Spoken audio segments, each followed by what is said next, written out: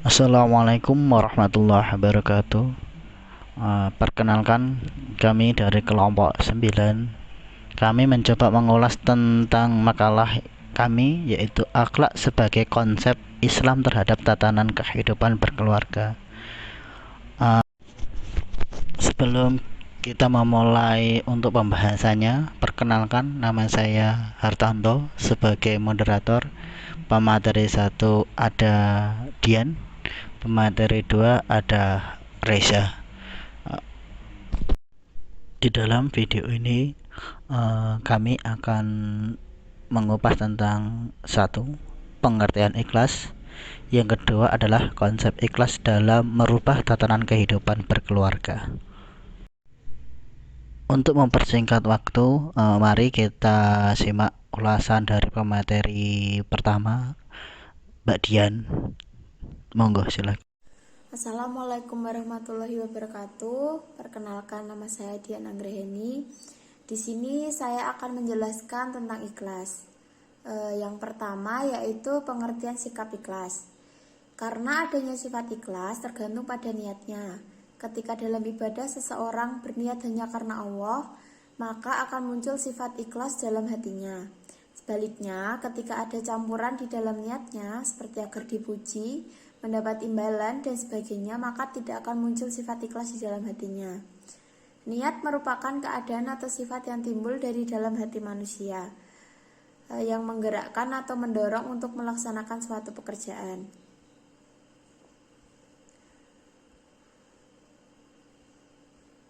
Dalam hadis riwayat Bukhari, dijelaskan bahwa setiap perbuatan tergantung pada niatnya. Hal ini seperti yang sudah dijelaskan oleh Imam Al-Ghazali dalam kitab Ihya Ulumuddin, bahwa niat diibaratkan sifat yang berada di tengah-tengah atau kehendak. Maka penggerak pertama atau pendorong adalah sesuatu yang dicari, sedangkan yang mendorong adalah tujuan yang diniatkan. Kemudian menjadikan bangkit, yaitu niat yang dilaksanakan, dan terbangkitnya kemampuan untuk menggerakkan anggota badan disebut amal. Maksud dari penjelasan tersebut adalah bahwa niat merupakan pendorong untuk melakukan amal. Dalam niat sendiri memiliki 3 rangkaian, yaitu adanya penggerak pertama atau pendorong, yaitu sesuatu yang dicari. Yang mendorong adalah tujuan yang diniatkan dan melakukan yang diniatkan. Berkaitan dengan hal ini, di dalam ilmu tasawuf, ikhlas merupakan salah satu dari ahwal. Ahwal merupakan sesuatu yang diberikan oleh Allah Subhanahu wa taala setelah melakukan atau melaksanakan makhomat. Sehingga ikhlas merupakan anugerah dari Allah yang tidak dapat direkayasa oleh manusia. Secara etimologi, ikhlas yaitu kemurnian yang tidak dicampuri. Hal yang menjadi tujuan dalam ajaran sufi, keikhlasan adalah sesuatu yang diperlukan untuk mendekatkan diri kepada Allah dari segi niat maupun tindakan.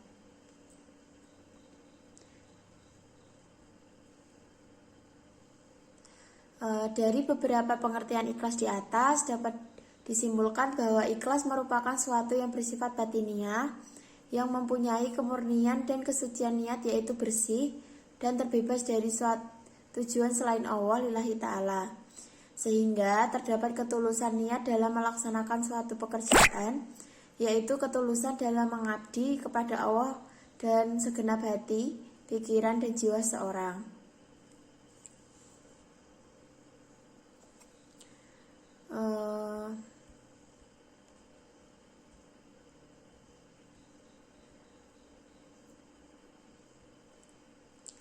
Selain Al-Ghazali, masih banyak tokoh tasawuf yang menjelaskan tentang ikhlas, yaitu Abu Thalib Al-Maki, Al-Qursyairi Konsep, Hamka atau Haji Abdul Malik Amrullah, Abu Usman Al-Maghribi.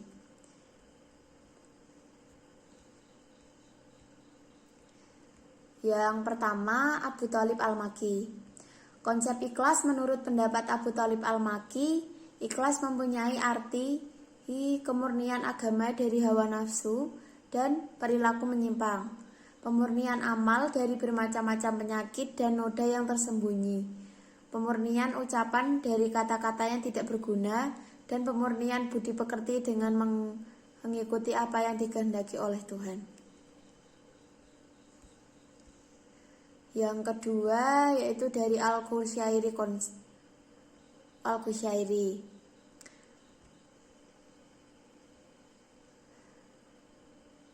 Penunggalan al-haq dalam mengarahkan semua orientasi ketaatan. Dia dengan ketaatannya dimaksudkan untuk mendekatkan diri kepada Allah semata-mata, tanpa yang lain, tanpa dibuat-buat, tanpa ditunjukkan untuk makhluk, dan untuk mencari pujian manusia atau makna-makna lain, sehingga pendekatan diri kepada Allah.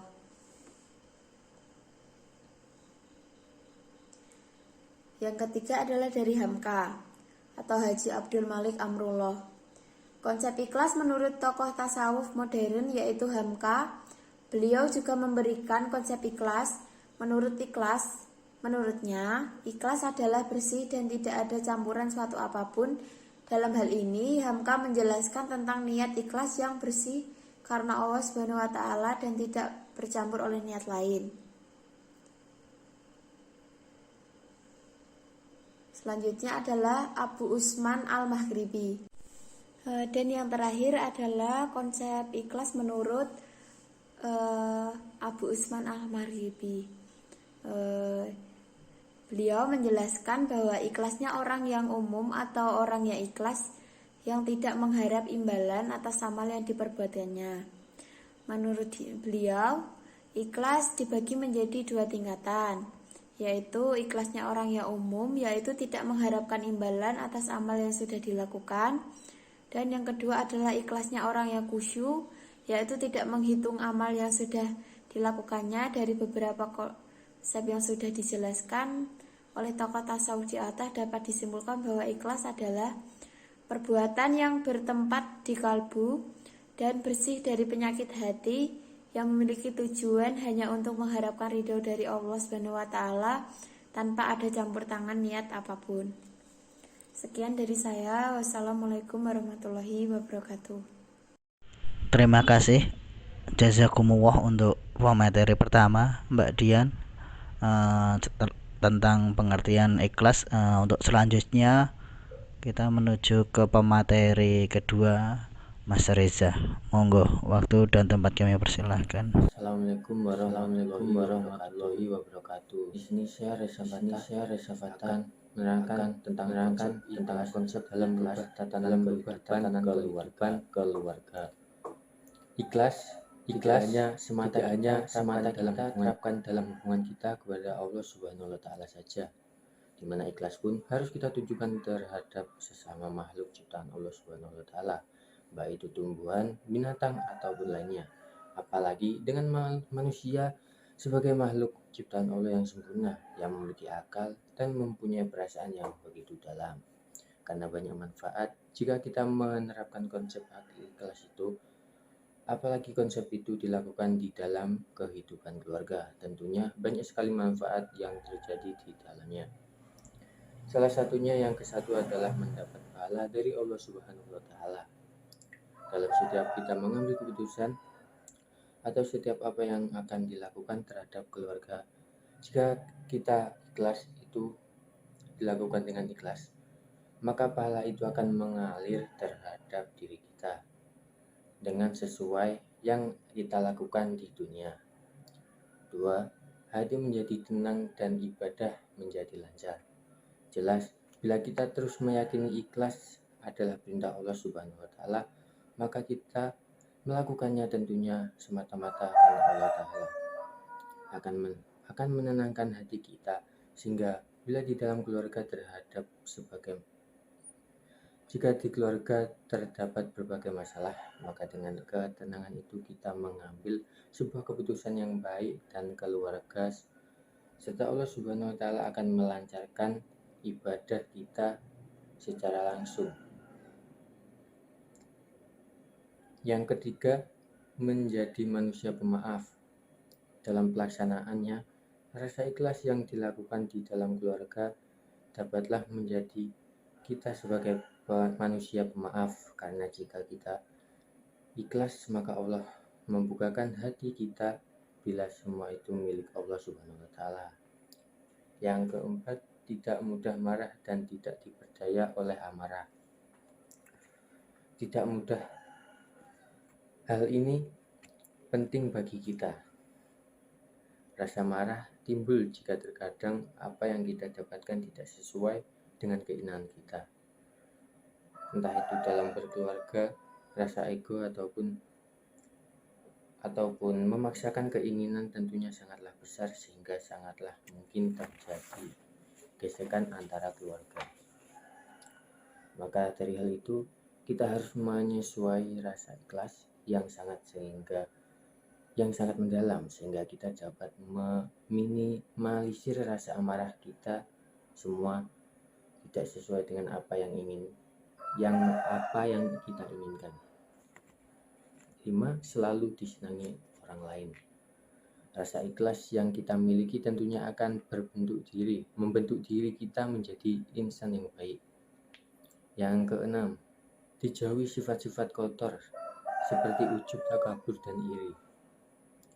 Sifat-sifat hati kotor sangat mempengaruhi kehidupan apalagi berkeluarga.